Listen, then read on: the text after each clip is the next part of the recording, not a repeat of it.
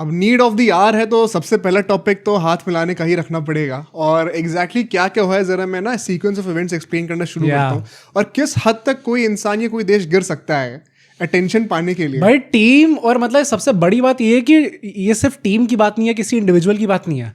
Individual, team, board, country, prime minister, हर कोई इस पूरी कंट्री में डूबा ही हुआ है। यार मुझे लगता है कि आज की दुनिया में ना जेनजी में स्पेशली एक पैंडेमिक फैला हुआ है कि लोग वैलिडेशन के लिए सोशल मीडिया पे ना बहुत कुछ कर जाते हैं, एंड उनको बीट करने के लिए जो है पाकिस्तानी एक कंट्री है जो कि अकेले पूरा मोर्चा लेके बैठी हुई है। तो हुआ क्या है बेसिकली, देखो अगर आप लोगों ने कल अगर मैच याद होगा आपको, टॉस हुआ था एंड उसमें सूर्य कुमार यादव यूं करके आए थे। उन्होंने मतलब कसम खा रखी थी कि क्लोज बॉडी लैंग्वेज। मैंने उस टाइम नोटिस नहीं करा था, मैंने बाद में रील्स पे जाके नोटिस करा। अच्छा वो स्टार्टिंग से ऐसे खड़े हुए थे। करेक्ट। एंड उस टाइम पे ना देखो जब हाथ नहीं मिलाया गया तो ये काइंड ऑफ एक सिग्नल था कि इस वक्त सेफ नहीं है ये सब करना, क्योंकि बहुत ज्यादा बैकलैश मिला था जब मोहसिन नकवी से इन लोगों ने हाथ मिलाया था। मोहसिन नकली से तो वहां पर हुआ क्या था कि अपेरेंटली ऐसा बोला जा रहा है कि ये चीज इनको बताई गई थी दोनों कैप्टन को कि हाथ नहीं मिलाना है, और ये किसने बताया और कब बताया ये भी मैं भी आपको धीरे धीरे करके डिस्क्लोज करता हूँ।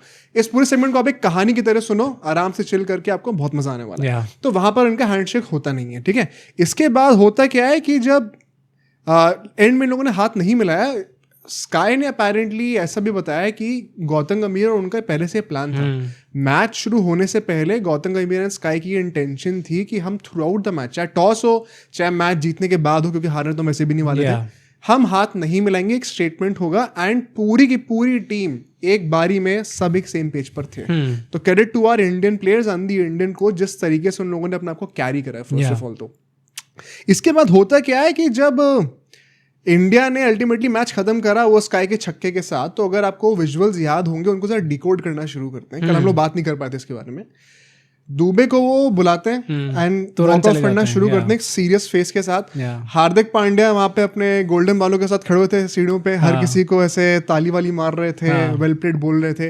एंड जैसे ही सारा ऑन्टराज जो इंडियन टीम की पूरी मैनेजमेंट के साथ ड्रेसिंग रूम तक पहुंचा, तुरंत इन लोगों ने बाहर एक बार झांका और फिर दरवाजा बंद कर दिया। ठीक है। ऐसा बोला जा रहा है कि उस टाइम पे सलमान अली आगा जो हैं, including the whole Pakistani team, इनका कुछ हाव ऐसे टाइप के थे। नहीं तो कुछ ऐसा था कि शायद वो एक्सपेक्ट कर रहे थे कि ये लोग बाहर निकलेंगे, अब सारे लोग साथ में देन हैंडशेक करेंगे। तो ये भी बोला जा रहा है कि अपेरेंटली लोग ड्रेसिंग रूम के बाहर भी चले गए थे। ये बाहर खड़े हुए थे। दो इंडिविजुअल स्पेसिफिकली खड़े थे। एक माइक हैसन जो इनके कोच है एंड जो इनके टीम मैनेजर है, ये दोनों ड्रेसिंग रूम तक गए थे एंड वहां पे इनके मुंह पे दरवाजा बंद कर दिया गया। भाई मेरे को ये समझ में नहीं आता कि एक हाथ मिलाने के लिए कोई कितना डेस्परेट और भीख मांग ये गए क्यों थे ऊपर? अरे तुम्हारी अपनी पूरी जितनी भी क्राउड थी वहां पे, वैसे तो ज्यादा क्राउड आई नहीं, पर जितनी भी क्राउड थी सबके सामने आपके देश को लताड़ा गया, आपके प्लेयर्स को लताड़ा गया। इतनी बुरी तरह आप लोग हारे हो, वन साइडेड एकदम लॉस हुई आपकी, उसके बाद आपसे हाथ नहीं मिलाया गया एंड उसके बाद आप लोग ड्रेसिंग रूम तक पहुंच गए। वहां पे लोगों को आपके मुंह पे दरवाजा बंद करना पड़ेगा फॉर यू टू अंडरस्टैंड कि भाई हमें हाथ नहीं मिलाना तुम लोगों से, हमें कोई रिश्ता नहीं रखना तुम लोगों से। Was it not clear already? वही तो। अच्छा ये पता है क्यों कर रहा है पाकिस्तान? इसके पीछे भी एक रीजन है और ये भी हम लोग डिस्कस करेंगे। थोड़ा सा एक ये स्पेकुलेशन है, थोड़ा सा एक इंटरप्रिटेशन पे होगा, बट आई एम श्योर लोग भी एग्री करेंगे, आप कमेंट जरूर करेंगे इस बात पर। ऐसा बोला जाता है उसके बाद कि जब प्रेजेंटेशन सेरेमनी हुई है तो वहां पे इंटरेस्टिंगली सलमान अली आगा का तो इंटरव्यू हुआ ही नहीं है। वो क्यों नहीं हुआ है? आज रात के मतलब कल अभी वीडियो सुबह देख रहे होगे, कल रात के 8 बजे तक जो एक पॉपुलर नोशन था वो ये था कि सलमान अली आगा ने जब देखा कि इंडिया हाथ नहीं मिलाना चाह रही है तो ये फ्रस्ट्रेट हो गए। जो कि बहुत पॉपुलरली एक वायरल क्लिप में शोएब अख्तर जिनका रोना बंद नहीं हो रहा है, उन्होंने ये बोला ना कि अच्छा करा है इन्होंने, नहीं गए वहां पर, कोई बात नहीं, मैं भी होता तो यही करता। अभी मैंने एक वीडियो है, क्रेडिट टू मिस्टर बोरिया मजूमदार, उन्होंने अपने चैनल पर रेड स्पोर्ट्स पे, क्योंकि वो जर्नलिस्ट है तो उनको सब पता रहता है अंदर क्या चल रहा होता है, उन्होंने एक वीडियो पोस्ट करी, मैंने ट्विटर पे रीपोस्ट करा है वो, तो आप हमें ट्विटर पे फॉलो कर लो और चेक कर लेना अगर आपको प्रूफ चाहिए तो। उन्होंने वहां पे रिवील करा उस वीडियो में कि एक्चुअली में ये रीजन है नहीं कि सलमान अली आगा क्यों नहीं आए हैं। The darker the more shocking reason is कि क्योंकि संजय मांजरेकर जी जो कि हिंदुस्तानी हैं, वो प्रेजेंटेशन सेरेमनी के होस्ट थे, इस चक्कर में वो वहां पे नहीं गए। How shameful is that? मुझे लगता है कि इस चीज के लिए specifically there could be some serious repercussions on the Pakistan cricket team, because ये जो प्रेजेंटेशन सेरेमनी होती है यहाँ पे सारे स्पॉन्सर्स आए होते हैं एंड उनको अपने अवार्ड देने होते हैं, तो स्पॉन्सर का नाम लेके अवार्ड दिया जाता है जिस भी प्लेयर को मिलता है, जहाँ पे उनकी पब्लिसिटी होती है। Shaheen Afridi had to come. वो तो भाई है, तो उसकी अलग बेइज्जती हो रही है। क्या पाकिस्तान क्रिकेट टीम के जो फैंस है वो आपस में इस टाइम पे ट्विटर पे भिड़े पड़े हैं क्या कि आपका कप्तान वहां पे नहीं गया, आप कटोरा लेके पहुंच गए क्योंकि वहां पे पैसे मिल रहे थे। शाहीन अफरीदी वहां पे सबसे पहले पहुंच गया क्योंकि चेक मिल रहा था वहां पे। अच्छा चलो, सलमान अली का नहीं गया। हाँ। तो क्योंकि वो स्पॉन्सर्स की कमिटमेंट होती है ना, आपको कंपलसरी होता है वहां पे आना, एंड वहां पे पाकिस्तान क्रिकेट टीम ने ये बेवकूफी करी है। प्लस इफ यू नोटिस वहां पे जो लोग प्राइजेस दे रहे थे वो शेख थे। ओके, अपेरेंटली ऐसा भी हो सकता है कि उनकी ईगो हर्ट हुई हो इस चीज से, and this could be some serious trouble for Pakistan, क्योंकि पाकिस्तान सिर्फ एक कंट्री के सामने कटोरा लेके नहीं पहुंचता, वो यूएस के सामने ही पहुंचता है, वो यूएई के सामने ही पहुंचता है। तो अगर कुछ उल्टा सीधा हुआ तो यहाँ से भी आपको झेलना पड़ सकता है। I will continue from where I left last night. 16. तो भाई देखो ऐसा है, यहाँ पे ये भी बोला जा रहा है, बोरिया जी ने ये बोला था, once again credit to him, कि एक्चुअली वहाँ पे सूर्य कुमार यादव, द प्रेजेंटर्स जो वहाँ पे अवार्ड्स देने के लिए थे, जो शेख थे, वो भी ये एक्चुअली में सब वेट कर रहे थे। कल एक्चुअली प्रेजेंटेशन डिले हुई है 15 मिनट के ऑलमोस्ट तक, आपका वो पोस्टपोन हो गया presentation because they are waiting for the Pakistani captain and he refuse to come down. इसके चलते हुए अब इनका मतलब विक्टिम माइंडसेट तो अलग लेवल का है ही पाकिस्तान का, पर हर दिन ना ये एक नई न्यू लो नीचता छू के आता है इन लोगों का। मतलब वही नीचता आप दोबारा देखो जरा, इन्होंने करा क्या, and let's try to understand this with more nuance.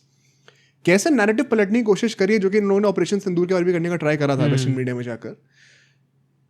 PCB ने आईसीसी पे जाके कंप्लेंट फाइल करी है कि एंडी पाइक्रॉफ्ट, जो कि इस मैच के रेफरी थे, जिनको नहीं पता है, उनको इस मैच से, इस एशिया कप से हटाया जाए एज अ रेफरी, उनका नाम लिस्ट से हटा दिया जाए, वरना हम एशिया कप बॉयकॉट करेंगे। और वही होता है ना, मुझे लगता है इसमें ऑनेस्टली तुम्हारे कॉम के जो लोग हैं, जो छोटे भाई होते हैं, उनको इस बात से बहुत वो होगा, एक एनालॉजी देना चाहता हूँ, रिलेट कर पाएंगे कि जब बड़ा भाई ऊपर चढ़ा हुआ होता है पिटाई करने के लिए, और छोटा भाई का साइज बॉडी का कम होता है तो कुछ कर नहीं सकता, ऊपर गुस्सा बहुत होता है, एक ही मूव होता है ना, आई थिंक सब लोग नोटिस टांग मारने का ट्राई करते हैं वो। आई थिंक पाकिस्तान एग्जैक्टली वही कर रहा है। अभी हमने गर्दन से रौंद रखा है और गुस्सा बहुत आ रहा है, तो पता नहीं कि आदमी करे क्या। अब गुस्से में आदमी इतना पागल हो गया कि उन्होंने अपने ही इंटरनेशनल क्रिकेट डायरेक्टर को सैक कर दिया।